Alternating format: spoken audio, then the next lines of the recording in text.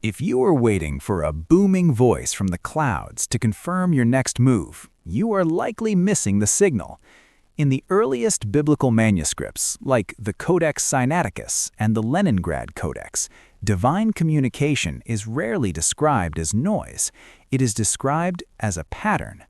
Most people miss when God is speaking because they are looking for a spectacle instead of a philological marker.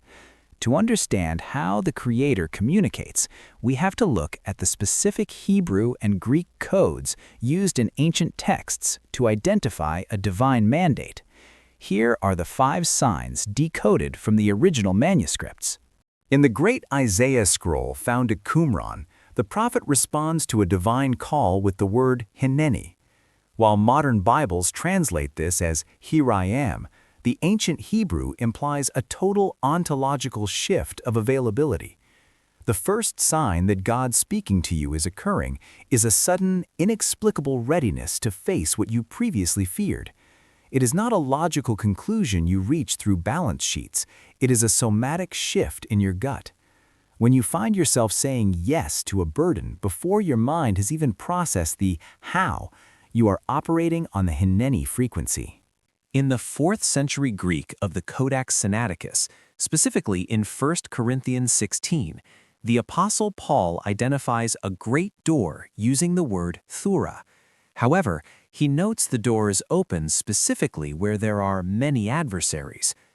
The second sign is an opportunity that appears alongside intense friction. We often mistake resistance for a closed door, but the ancient text suggests that divine openings are almost always flanked by opposition. If you are facing a massive new path that is simultaneously met with external pressure, the friction itself is the proof of the divine opening. In the Leningrad Codex, the oldest complete Hebrew Bible, Genesis 1:1 contains a mystery. Between the words for God and the heavens sit 2 untranslated letters, Aleph and Tav. These are the first and last letters of the Hebrew alphabet. This represents a bookending sign.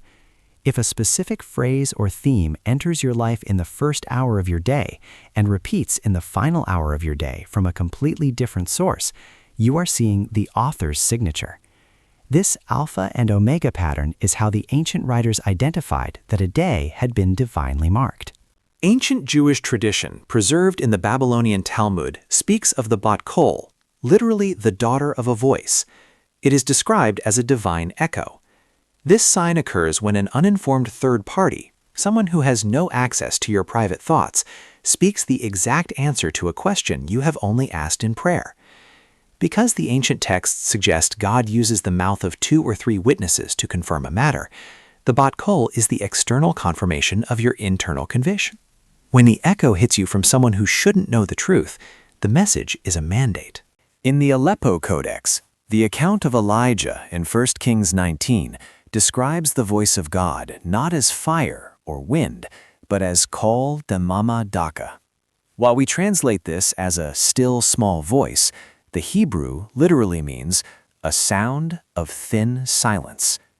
The final sign that God is speaking is an inexplicable peace that settles over you in the middle of a crisis.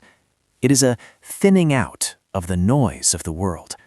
If you find yourself possessed by a fragile yet persistent clarity while your circumstances are in chaos, you are hearing the kol demama daka. It is the most direct form of communication recorded in the ancient world. Stop waiting for the thunder and start tracking the pattern. Divine communication is not a mystery to be solved, but a language to be learned. The ancient manuscripts suggest that the Creator is never truly silent. We are simply unpracticed in recognizing the frequency. If you have noticed the Hineni shift, the thorough friction, or the Aleph Tav signature in your life this week, do not dismiss it as coincidence. These are the technical markers of a message meant for you. If you've recognized one of these 5 signs in your own life recently, leave a comment below identifying which one. It is time to stop waiting for a sign and start reading the ones you have already been given.